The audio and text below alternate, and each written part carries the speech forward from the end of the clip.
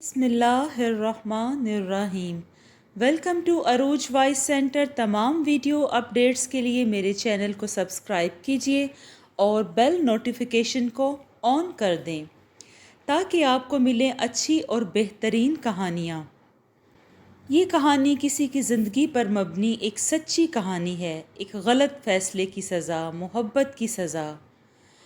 میرا نام سجیلا ہے۔ میرے ماں باپ نے شاید میری خوبصورتی سے متاثر ہو کر یہ نام تجویز کیا تھا۔ دوسرے بچوں کی طرح میرا بچپن بھی شرارتیں کرتے ہوئے گزرا۔ سرگودا شہر میں جس گلی میں ہماری رہائش تھی، اسی گلی کے نکڑ پر لڑکیوں کا اسکول تھا۔ 5-6 سال کی تھی کہ ماں نے اسکول میں داخل کروایا۔ مجھے پڑھائی سے بے حد لگاؤ تھا۔ ماں کی بے انتہا کوششوں کی بدولت 8ویں جماعت تک تعلیم حاصل کر سکی۔ ماں کے بس میں ہوتا تو وہ اپنی ساری خواہشوں کو قربان کر کے مجھے اعلیٰ تعلیم ضرور دلواتی، مگر میرا باپ جو کہ عادی نشہ باز تھا کی مسلسل مخالفت کے وجہ سے مجھے اپنی تعلیم ادھوری چھوڑنی پڑی۔ اپنی تعلیم ادھوری چھوڑ کر گھر بیٹھنا پڑا۔ میرا باپ کسی مل میں کام کرتا تھا۔ کام بہت سخت مگر اجرت معمولی ہوا کرتی تھی۔ اوپر سے اپنی نصف آمدن وہ نشے میں اڑا دیا کرتا تھا۔ بچے کھچے پیسوں سے کرائے کے مکان میں زندگی کی گاڑی چلانا روز بروز مشکل تر ہوتا جا رہا تھا۔ ماں نے جب تنگی حالات کا احساس کروا کر مزید رقم کا تقاضا کرتی تو میرا باپ انتہائی غصے کے عالم میں ماں کو زد و کوب کرنے لگتا۔ ایسے حالات میں میری تعلیم کیسے جاری رہ سکتی تھی؟ میری ماں میرے تعلیمی شوق لگن کو دیکھ دیکھ کر کڑتی اور اکثر روتے ہوئے کہتی، سجیلا، رب نے تجھے حسن کی دولت سے تو خوب نوازا ہے، اب وہی کارساز تیرا مقدر بہت اچھا بنا دے گا۔ جوں توں کر کے زندگی گزر ہی رہی تھی کہ ایک دن بھونچال آ گیا۔ میرا باپ جو کام پر چلا جایا کرتا تھا، ماں علل صبح اس کے لیے ناشتہ بنا دیا کرتی تھی۔ اس دن ناشتے کی تیاری کے بعد ماں کافی انتظار کے بعد جب اسے جگانے کے لیے اندر گئی تو وہ چھت کی طرف نگاہیں جمائے بے حس و حرکت پڑا ہوا تھا۔ ماں کو کچھ عجیب لگا۔ اس نے بڑھ کر باپ کو ہلانا چاہا تو اسے محسوس ہوا کہ یہ تو مردہ ہو چکا ہے۔ ماں کی چیخ نکل گئی۔ وہ مجھے آوازیں دیتے ہوئے دوسرے کمرے میں آئی اور مجھے جھنجھوڑ کر اٹھایا۔ میں آنکھیں ملتے ہوئے اٹھی اور ماں سے پوچھا، ماں کیا ہوا ہے؟ ماں کے منہ سے صرف اتنا نکلا، جمیلہ تیرا باپ، اور وہ زمین پر گر کر بے ہوش ہو گئی۔ محلے داروں نے مل جل کر کفن دفن کا انتظام کیا تھا، کیونکہ ہمارا قریبی رشتہ دار تو کوئی تھا نہیں۔ باپ کی وفات کے بعد بالکل گمسم سی ہو گئی تھی۔ کبھی خاموشی سے فضاؤں میں تکتی رہتی اور کبھی زار و قطار رونا شروع کر دیتی۔ ماں کو دلاسا دینے کی اپنی سی کوشش کرتی، مگر یہ غم کا ایسا گھاؤ تھا جسے مندمل ہونے کے لیے شاید صدیاں درکار تھیں۔ جس مل میں میرا باپ کام کرتا تھا، اس کا مالک خدا ترس اور نیک دل آدمی تھا۔ مشکل کی اس گھڑی میں وہ جاتے ہوئے ماں کو کچھ رقم دے گیا، جس سے 1-2 ماہ تو نکل ہی گئے، مگر اصل امتحان تو اب شروع ہونے والا تھا۔ 2 ماہ کے بعد جس مکان میں ہماری رہائش تھی، اس کا مالک آ گیا۔ حال احوال کے بعد کہنے لگا کہ آپ لوگوں نے کرایہ نہیں بھجوایا۔ ماں کہنے لگی، ہمارے تمام حالات تو آپ کے سامنے ہیں، ہم کرایہ کیسے بھجواتے؟ وہ کہنے لگا، آپ کی ساری باتیں ٹھیک ہیں، لیکن میری بھی بہت ضرورتیں اور مجبوریاں ہیں۔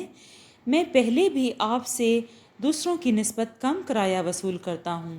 آپ ایسا کریں کہ کرایہ ادا کریں یا پھر اپنا بندوبست کہیں اور کر لیں۔ میں اتنا کر سکتا ہوں کہ آپ کے حالات دیکھتے ہوئے آپ سے سابقہ ماہ کا کرایہ وصول نہیں کروں گا۔ ماں نے ملتجی لہجے میں کہا، بھائی یہاں سے ہم کہاں جائیں گے؟ ہمارا تو کوئی دوسرا ٹھکانہ بھی نہیں ہے۔ مالک مکان ہمیں 10 دن کا ٹائم دیا اور کہا کہ اگر رہنا ہے تو کرایہ ادا کرنا ہوگا، ورنہ مکان خالی کر دیں۔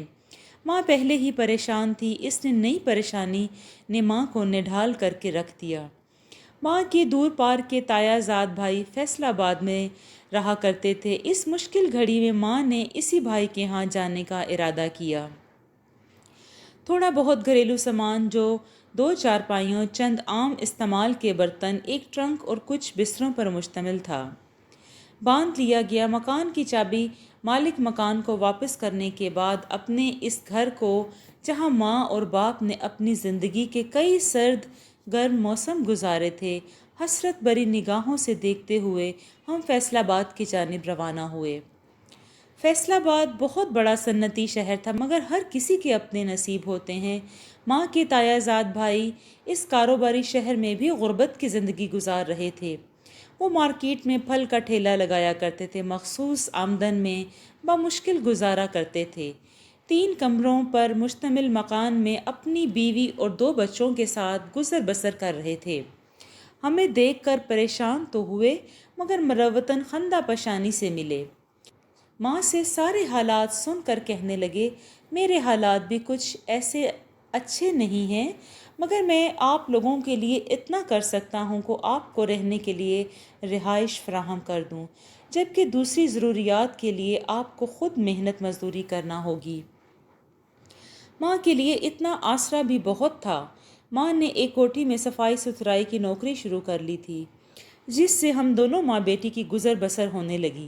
کوٹھی کی مالکہ خاتون بہت خدا ترس تھیں۔ وہ نقد رقم کے ساتھ بچ جانے والے اور پرانے کپڑے بھی ماں کو دے دیا کرتی تھی، جسے ماں خود بھی استعمال کرتی اور اپنے تایا زاد بھائی کی بیگم اور بچوں کو بھی دے دیا کرتی تھی، جس سے وہ لوگ بھی ہم سے خوش ہی تھے۔ ہمیں فیصل آباد آئے ہوئے تقریباً 3 سال ہونے والے تھے۔ یہاں آ کر بھی بہت خوش تھی، کیونکہ ماموں کے 2 بچے بہت ہی پیارے تھے، جن سے ہنستے کھیلتے وقت گزرنے کا احساس ہی نہیں تھا۔ جوانی کی حدود کو چھونے لگی تھی۔ ماں کو دوسروں فکروں کے ساتھ ساتھ اب میری فکر بھی رہنے لگی تھی۔ سردیوں کے دن تھے۔ ماں کے کام پر جانے کے بعد میں اکثر چھت پر چلی جایا کرتی تھی، جہاں سامنے مکان والوں کا لڑکا اپنے کبوتروں کے ساتھ موجود ہوتا۔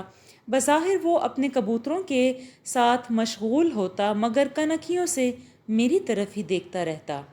نہ جانے کیا وجہ تھی کہ مجھے اس کا ایسے دیکھنا بالکل برا نہیں لگتا تھا۔ ایک دن ماں کے جانے کے بعد میں چھت پر گئی تو وہ شاید میرا ہی منتظر کھڑا تھا۔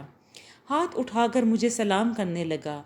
مجھے اور تو کچھ نہ سوجا، میں صرف مسکرا کر رہ گئی اور جلدی سے واپس نیچے آ گئی۔ کافی دیر میرے دل کی دھڑکنیں بے ترتیب رہیں۔ اس دن میں دوبارہ چھت پر نہ جا سکی۔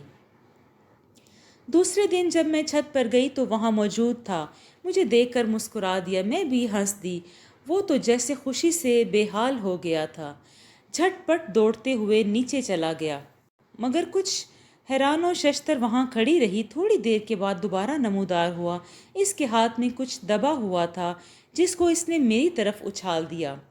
وہ پتھر کا چھوٹا سا ٹکڑا۔ حیرانگی کی کیفیت میں اس کاغذ کو پتھر کے ٹکڑے سے علیحدہ کیا اور کسی بھی جانب بغیر دیکھے سیڑھیاں پھلانگتے ہوئے نیچے اپنے کمرے میں آ گئی۔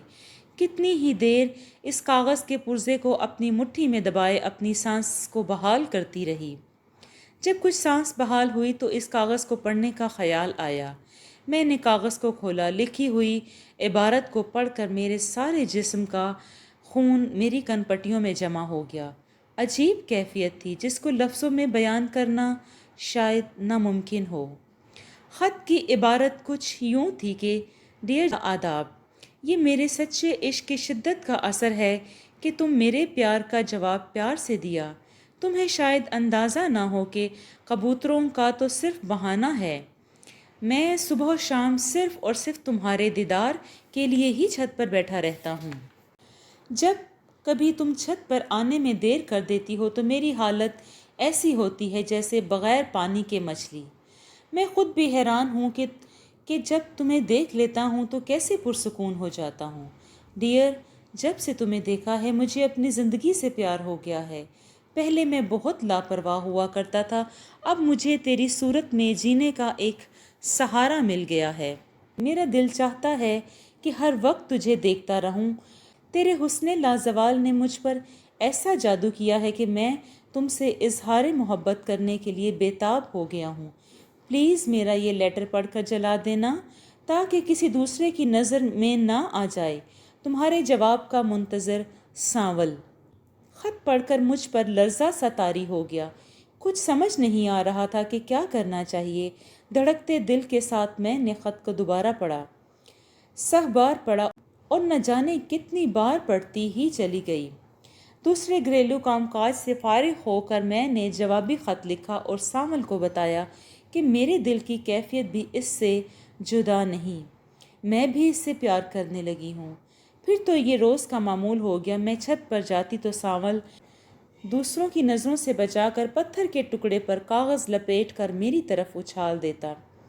جواباً اسی پتھر کے ساتھ اپنی طرف سے کاغذ اس کی جانب روانہ کر دیتی۔ وقت پر لگا کر اڑتا جا رہا تھا۔ ہماری خط و کتابت کا سلسلہ جاری و ساری تھا۔ ماں کچھ بیمار رہنے لگی تھی۔ بیماری کی حالت میں اس کو میری زیادہ فکر رہنے لگی تھی۔ ماں کے تایا زاد بھائی کے سسرالیوں میں میرے لیے ایک رشتہ آیا۔ ماں کو وہ لڑکا بہت پسند آیا تھا۔ ماں اٹھتے بیٹھتے اس کی تعریفیں کرنے لگی تھی۔ میں نے سانول سے ذکر کیا تو وہ بہت پریشان ہوا۔ کہنے لگا، جمیلہ جیسے بھی ہو تم آنٹی کو روکو، کیونکہ اگر انہوں نے وہاں ہاں کر دی تو بہت گڑبڑ ہو جائے گی۔ میں نے جواب دیا، ماں کو کیسے روک سکتی ہوں سانول؟ سانول نے کہا، میں کچھ کرتا ہوں۔ سانول نے اپنے انکل کو نہ جانے کیسے قائل کر کے وہ رشتہ لے کر ہمارے گھر بھی آ گئے۔ ماں نے مروتاً ان کو چائے پانی تو پلایا، مگر یہ کہہ کر ہم خاندان سے باہر رشتہ نہیں کرتے، رشتہ دینے سے صاف انکار کر دیا۔ سانول کے انکل اور آنٹی ناکام لوٹ گئے۔ میں نے ماں سے دبا دبا احتجاج کیا۔ جواب ماں نے مجھے یہ کہہ کر چپ کرا دیا کہ میں تم سے بڑی اور زیادہ زمانہ ساز ہوں، میں تمہارے لیے بہتر کوشش ہی کروں گی۔ مگر میں کیسے بہل سکتی تھی، کیونکہ میں نے اور سانول نے ساتھ جینے اور مرنے کی قسمیں کھا رکھی تھیں۔ ماں کے جانے کے بعد میں چھت پر گئی اور تمام حالات کی تفصیل کاغذ کی شکل میں سانول کی طرف اچھال دی۔ سانول پہلے ہی منتظر کھڑا تھا۔ اس نے میرا خط پڑھا۔ جواباً مجھے لکھا کہ ایسے لگتا ہے کہ آنٹی ہمارے رشتے سے خوش نہیں ہیں اور نہ ہی کبھی ہمیں ایک ہونے دیں گی۔ اب صرف میرے پاس ایک ہی راستہ بچا ہے کہ ہم دونوں بھاگ کر کورٹ میرج کر لیں۔ میں بھی اس کے خیال سے متفق ہو گئی۔ ہم دونوں نے سب پروگرام سیٹ کیے اور دوسری تیسری رات اپنے اپنے گھر سے روانہ ہوئے۔ ماں کیونکہ اپنے جمع شدہ تمام پیسے میرے ہی پاس رکھا کرتی تھی، اس لیے وہاں سے 20,000 روپے لینے میں مجھے کوئی رکاوٹ نہ ہوئی۔ ماں اپنی دوا کھا کر سوئی تھی۔ میں چپکے سے گھر سے باہر نکل آئی۔ یہ میری زندگی کا اکیلے پہلا سفر تھا۔ دل میں بہت سے خدشات اور خوف تھے، مگر سانول پر بھروسہ بھی تھا۔ مجھے یقین تھا کہ وہ ہر قسم کے حالات میں میرا مکمل ساتھ دے گا۔ گلی کے نکڑ پر سانول میرا منتظر تھا۔ ہم دونوں پیدل لاری اڈا پہنچے۔ وہاں سے سانول نے کراچی جانے والی ایک کوچ میں 2 سیٹیں لے لی۔ سفر طویل ضرور تھا، مگر سانول کی میٹھی میٹھی باتوں اور مستقبل کے سہانے سپنوں کی بدولت ہمیں سفر میں کوئی دشواری پیش نہیں آئی۔ ہم بآسانی گھر پہنچ گئے۔ کراچی میں سانول کے کوئی جاننے والے رہتے تھے جنہوں نے ہم سے بہت تعاون کیا۔ ایک مولوی صاحب کو بلا کر میرا اور سانول کا نکاح کروا دیا۔ انہوں نے ہمارے رہنے کے لیے ایک کمرہ مخصوص کر دیا، جہاں میں نے اور سانول نے اپنی زندگی کا نیا سفر شروع کیا۔ تنہائی کے لمحات میں بارہا مجھے ماں کی یاد آئی۔ میں یہ بھی سوچتی تھی کہ شاید ماں غصے اور غم میں مجھے ہائیں اور بددعائیں دیتی ہوگی، مگر خوف سے میں نے ماں سے رابطے کی کوشش نہیں کی۔ کراچی میں آئے ہوئے ہمیں تقریباً 1 ماہ ہونے والا تھا۔ سانول روزانہ کام کی تلاش میں گھر سے نکل جاتا اور شام کو ناکام لوٹ آتا۔ یوں کراچی بہت بڑا شہر، مگر بغیر واقفیت کے تو کوئی کسی کو کام نہیں دیتا۔ آخر سانول نے لاہور جانے کا ارادہ کر لیا۔ لاہور میں سانول کو امید تھی کہ کوئی نہ کوئی کام اسے مل ہی جائے گا، جس سے زندگی کا پہیہ چلانے میں مدد ملے گی۔ ہم نے اپنا مختصر سا سامان سمیٹا اور لاہور کی جانب روانگی کے لیے نکلے۔ لاہور میں سانول کا ایک رکشہ ڈرائیور دوست تھا۔ سانول مجھے لے کر اس کے گھر پہنچا۔ وہ بڑے خلوص سے ہمیں ملا۔ سانول کا یہ دوست اکیلا ہی رہا کرتا تھا۔ 2 سال پہلے اس کی بیوی اسے چھوڑ کر میکے جا چکی تھی۔ اس نے ہمارے رہنے کے لیے 7 والا کمرہ کرائے پر لے لیا تھا، جس میں اور سانول رہنے لگے تھے۔ ویسپا رکشہ کے اڈے سے اس نے اپنی ضمانت میں سانول کو بھی ایک رکشہ دلوا دیا، جس سے سانول کو بھی روزگار مل گیا۔ سانول صبح سے شام تک رکشہ چلاتا، جس کی آمدنی سے ہم دونوں بآسانی گزارا کرنے لگے۔ ہمیں لاہور آئے 6 ماہ گزر چکے تھے۔ ہم ایک دوسرے کی محبت میں ایسے سرشار تھے کہ ہمیں دنیا جہاں کی تمام راحتیں مل گئی تھیں۔ سانول بہت محبت کرنے والا شوہر ثابت ہوا تھا۔ وہ میرا بہت خیال رکھتا تھا۔ ہمارا چھوٹا سا آنگن ہماری باہمی چاہت سے مہک اٹھا تھا۔ سانول کی صورت میں مجھے سارے زمانے کی خوشیاں مل گئی تھیں۔ میری زندگی کا تاریک ترین دن تھا۔ اس دن سانول کام پر جانے کے لیے تیار ہو رہا تھا۔ رکشہ کی صفائی کے بعد ناشتے کے لیے بیٹھا تو مستقبل کے سہانے سپنوں میں کھوئے رہے۔ آج سانول خوشگوار موڈ میں تھا۔ ناشتے کے ساتھ ساتھ اس نے مجھے کہا کہ آج کا ڈنر ہم باہر کریں گے، تم تیار ہو جانا۔ میں بھی جلدی واپس آنے کی کوشش کروں گا، مگر سانول نہ آ سکا۔ اس کا ایکسیڈنٹ ہو گیا۔ مین روڈ پر کوئی ہیوی ٹرک اس کے ننھے سے رکشے کو رونتے ہوئے گزر گیا۔ رکشہ میں بیٹھی سواری معجزانہ طور پر بچ گئی تھی، مگر سانول کو شدید چوٹیں آئی تھیں۔ لوگوں نے اس کو اٹھا کر سروس ہاسپٹل پہنچا دیا تھا، جہاں وہ زخموں کی تاب نہ لاتے ہوئے اپنے خالق حقیقی سے جا ملا۔ سب سے پہلے اس حادثہ کی خبر سانول کے ڈرائیور دوست کو ہوئی۔ وہ خود ہاسپٹل گیا، جہاں اس نے سانول کو شناخت کر لیا۔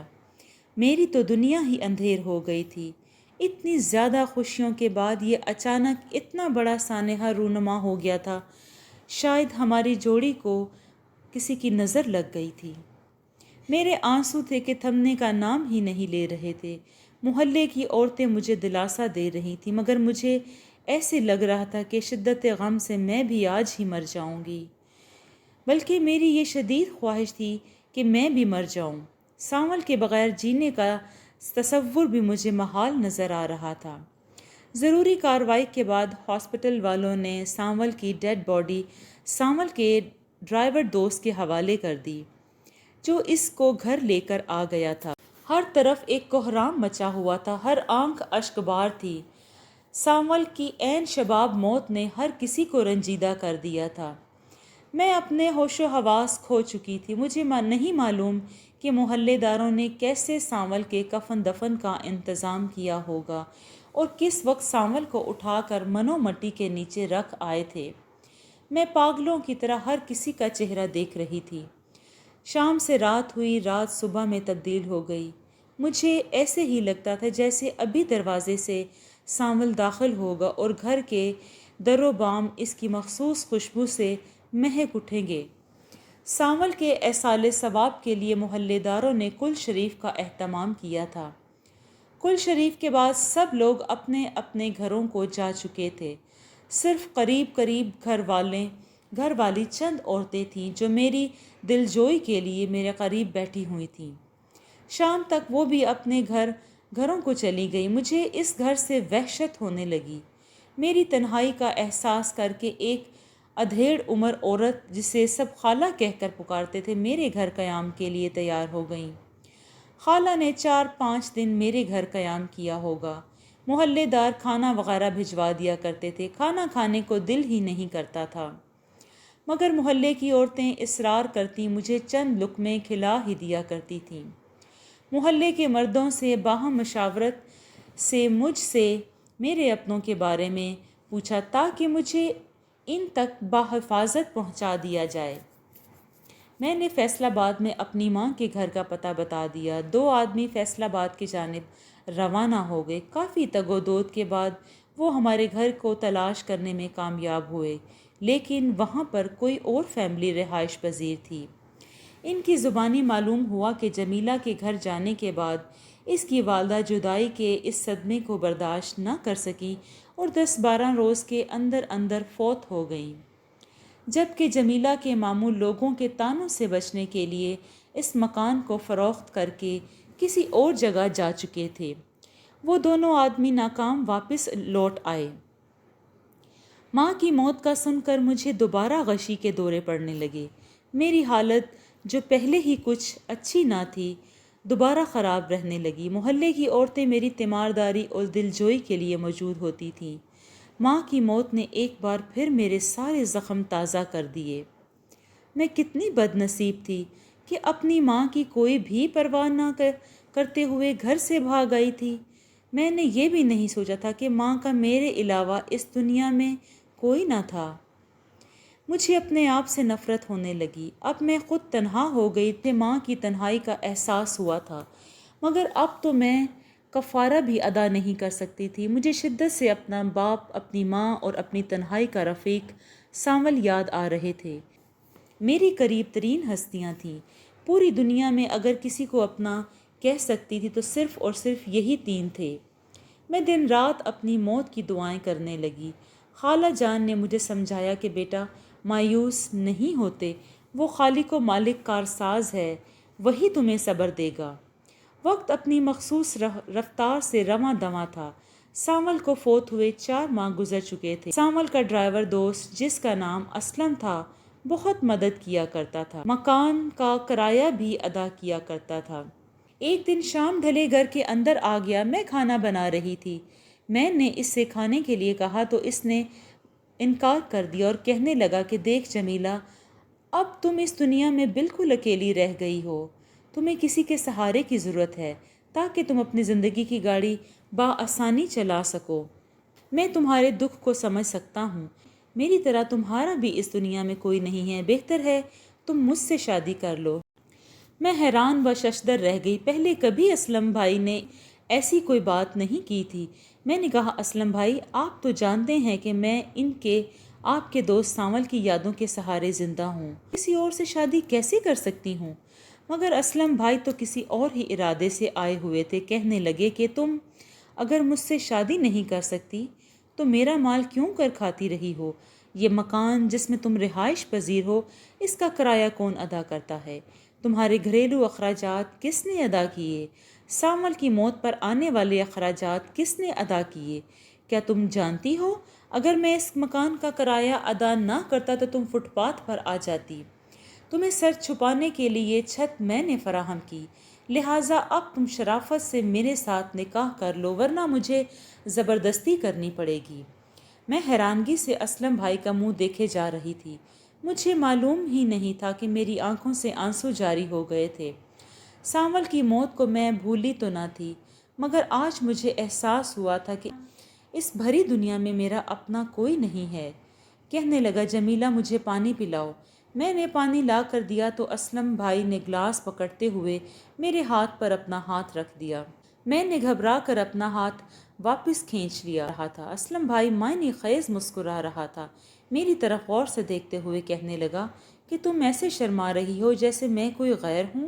ادھر آؤ، میرے پاس آ کے بیٹھو۔ میں بولی تو مجھے اپنی آواز بھی اجنبی لگی۔ اسلم بھائی، یہ آپ کیا کہہ رہے ہیں؟ یہ کیا اسلم بھائی کی رٹ لگا رکھی ہے تم نے؟ مجھے صرف اسلم کہا کرو۔ میں نے تمہارے اوپر اتنی رقم اس لیے خرچ نہیں کی کہ تم مجھے اسلم بھائی کہہ کر پکارتی رہو۔ اسلم بھائی، مجھے آپ کی باتیں بالکل سمجھ نہیں آ رہی۔ آپ کہنا کیا چاہتے ہیں؟ میں صرف اتنا کہہ سکی تھی کہ اس نے اسی طرح میں جواب دیا کہ وہ مکان کا کرایہ اور دوسرے گھریلو اخراجات اس لیے اٹھاتا چلا آ رہا تھا کہ وہ مجھے حاصل کر لے گا۔ میں رونے لگی تھی۔ مجھے معلوم ہی نہیں ہوا تھا کہ کب میری آنکھوں سے آنسو جاری ہوئے تھے۔ میں ہچکیوں سے رو رہی تھی۔ میرے رونے کو اس نے میری کمزوری سمجھا تھا اور اٹھ کر میرے قریب آ گیا اور زبردستی مجھے اپنے حصار میں لینے لگا۔ اس کے منہ سے ناگوار سی بو کے بھپکے اٹھ رہے تھے۔ وہ شاید شراب پیے ہوئے تھا۔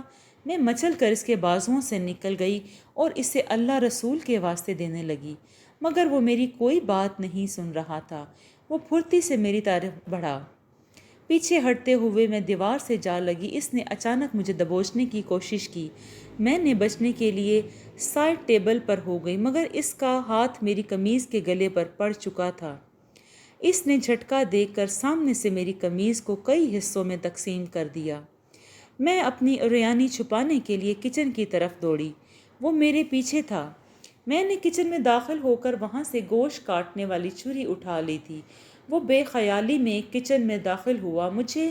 مجھ میں اتنی ہمت نہ جانے کہاں سے آ گئی کہ میں نے چھری سے اس کے سینے پر وار کر دیا۔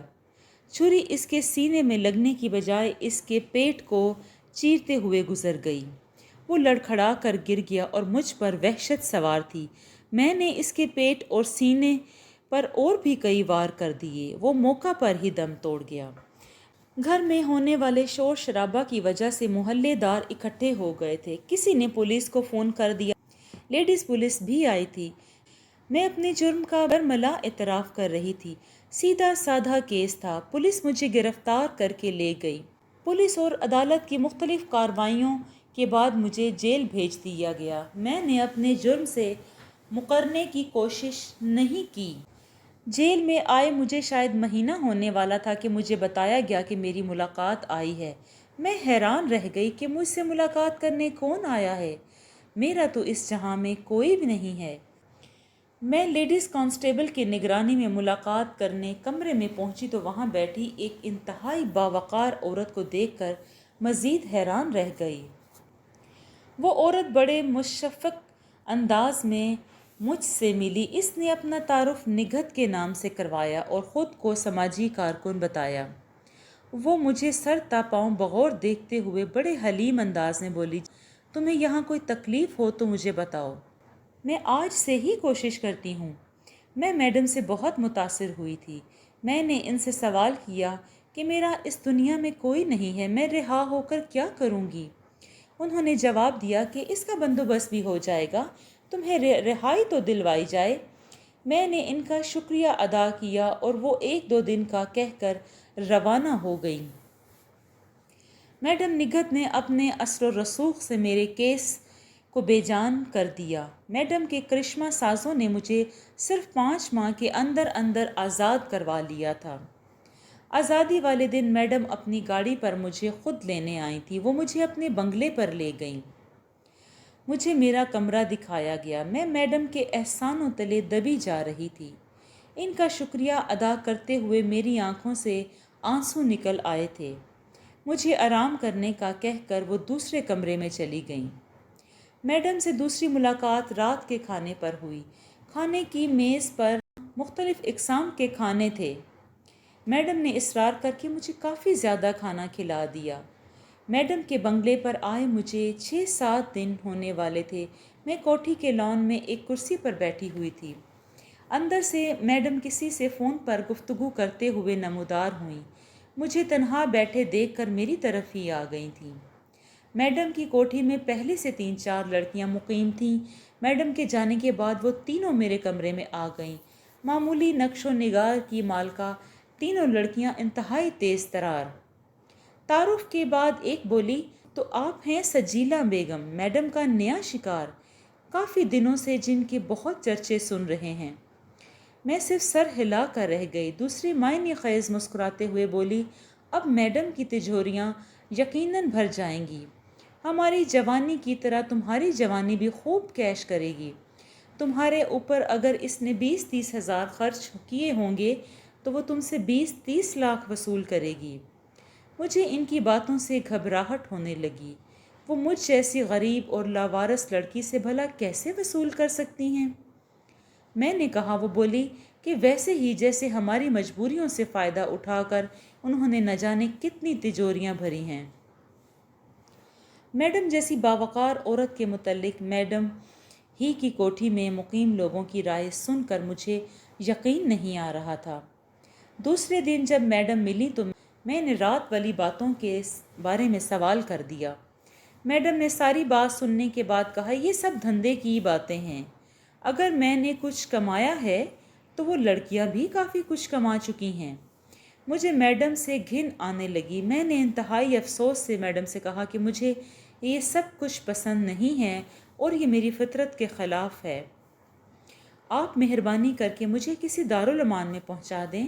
میڈم کے تیور یکدم تبدیل ہو گئے، گرج کر بولی، میں نے تمہیں قتل کے کیس سے اس لیے بری نہیں کرایا کہ تمہیں آزاد چھوڑ دوں۔ تمہارے تمام کیس ابھی عدالت میں ہیں، جنہیں میرے ایک اشارے سے دوبارہ اوپن کر دیا جائے گا۔ یہاں سے بھاگ کر تم کہیں بھی نہیں جا سکتی، اس لیے اب وہی کرو گی جو تمہیں میں کہوں گی۔ اگر تم نے میری بات ماننے سے انکار کیا تو میرے پاس دوسرے طریقے بھی ہیں۔ میں پریشان ہو گئی تھی، مجھے تو یہ تک بھی نہیں معلوم تھا کہ میڈم کی کوٹھی کس علاقے میں ہے۔ میڈم نے اٹھتے ہوئے کہا کہ تم کل رات تک سوچو، ورنہ مجھے گھی ٹیڑھی انگلی سے نکالنا ہوگا۔ میں اپنے حالات پر غور کرنے لگی، میری آنکھوں سے آنسوؤں کا ایک سیلاب امڑ آیا۔ مجھے اپنے ماں باپ شدت سے یاد آئے، مجھے سانول یاد آیا، آج جو میرا سائبان تھا، آج مجھے جس غلط رستے پر چلنے پر مجبور کیا جا رہا تھا، اس رستے سے صرف سانول ہی مجھے بچا سکتا تھا۔ میں نے اپنی عزت کی حفاظت کی خاطر ایک انسان کو مار دیا تھا، مگر یہاں حالات ہی تبدیل ہو گئے تھے۔ میں پوری رات نہ سو سکی۔ رات کے 1 بجے کے قریب میں نے بستر کی چادر کو پھاڑ کر رسی بنایا اور اسی پنکھے کے ساتھ باندھنے کے بعد اپنے گلے میں باندھ لیا۔ میں نے سوچ لیا تھا کہ ایسی زندگی سے موت بہتر ہے۔ میں نے اپنے تصور میں سانول کو یاد کیا اور بیڈ سے چھلانگ لگانے ہی والی تھی کہ اچانک دروازہ کھلا اور میڈم اور دوسری لڑکیوں کے ساتھ گیٹ پر ڈیوٹی کرنے والے سیکیورٹی گارڈز اندر داخل ہوئے۔ میڈم نے غصہ کرنے کی بجائے میرے گلے سے وہ پھندا نکالا اور بڑے پیار سے میری بچی کہتے ہوئے مجھے گلے سے لگا لیا۔ مجھے بڑے لاڈ سے ڈانٹتے ہوئے کہنے لگی کہ اگر تمہیں مجھ سے کوئی شکایت تھی تو تم نے مجھے بتایا ہوتا، مجھ سے ایک بار کہا ہوتا۔ وہ مجھے اپنے ہاتھوں سے پانی اور چائے پلانے لگیں۔ چائے پینے کے بعد میرا سر کچھ بھاری بھاری ہو گیا۔ میں نے سر جھٹک کر غنودگی کو دور کرنے کی کوشش کی مگر ناکام ہو گئی۔ شاید چائے میں کوئی نشہ آور چیز ملی ہوئی تھی۔ میں نہ تو مکمل بے ہوش تھی اور نہ ہی ہوش مندوں میں شمار ہو سکتی تھی۔ بیڈ پر لٹانے کے بعد میڈم اور دوسری لڑکیاں باہر چلی گئی تھیں۔ اندر صرف وہ گارڈ رہ گیا۔ اس نے آگے بڑھ کر میرے کپڑے اتارنے شروع کر دیے۔ اس نشہ آور مشروب سے میری مدافعت تقریباً ختم ہو چکی تھی۔ میں بآسانی لٹتی رہی اور میری آنکھوں سے آنسو بہتے رہے۔ مجھے وہاں بچانے والا کوئی نہ تھا، سب مل کر مجھے برباد کرنا چاہتے تھے۔ اس گارڈ نے تسلی سے اپنی ہوس مٹائی اور جس عزت پر مجھے بہت ناز تھا، اس کو وہ پامال کر کے جا چکا تھا۔ تھوڑی دیر کے بعد دوسرا گارڈ نمودار ہوا۔ اس نے بھی اپنی ہوس مٹانے کے لیے میری روح کو داغدار کیا۔ نہ میں زندہ تھی اور نہ مر سکی۔ صبح تک نہ جانے کتنی بار میری عزت کی پامالی ہوئی۔ دروازے سے میڈم کو آتا دیکھ کر میں نے اپنا منہ دوسری طرف موڑ لیا تھا۔ میڈم نے میرے قریب آ کر کہا، میں تم پر ہرگز سختی نہیں کرنا چاہتی تھی، مگر تم نے مجھے مجبور کر دیا تھا۔ اب بھی میری بات مانو گی یا کہ یہ کھیل تمہارے ساتھ زیادہ سختی سے کھیلا جائے؟ میں کوئی جواب بھی نہ دے سکی۔ وہ جاتے ہوئے کہہ گئی تھی کہ میں ناشتہ بھجواتی ہوں، تم شام تک سوچو۔ میرا ذہن جیسے معاف ہو گیا۔ میں نہ کہہ سکی نہ ہاں۔ دوسرے دن میڈم نے مجھے اپنے کمرے میں بلوایا تھا۔ جب میں اس کمرے میں داخل ہوئی تو وہ شراب نوشی کر رہی تھیں۔ اس نے ایک گلاس بنا کر مجھے دیا۔ میں نے بغیر سوچے سمجھے وہ سیال اپنے حلق میں انڈیل لیا۔ حیرت انگیز طور پر اس سیال نے میرے اعصاب کو سکون دیا تھا۔ میڈم نے اپنے ہاتھ میں پکڑا سگریٹ میری طرف بڑھا دیا اور میرا گلاس دوبارہ بھرنے لگی۔ میں انتہائی بے صبری سے وہ گلاس بھی پی گئی۔ تھوڑی دیر کے بعد میڈم نے تیسری بار میرا گلاس بھر دیا۔ میں وہ بھی پی گئی تھی۔ میڈم انتہائی خوشی کے عالم میں اپنے موبائل پر کسی سے کہہ رہی تھی کہ مسافر اب اپنی صحیح راہ پر آ گیا ہے۔ اگر آپ کو یہ میری کہانی اچھی لگی ہے تو اس کو لائک کریں اور کمنٹ میں اپنی رائے کا اظہار ضرور کریں۔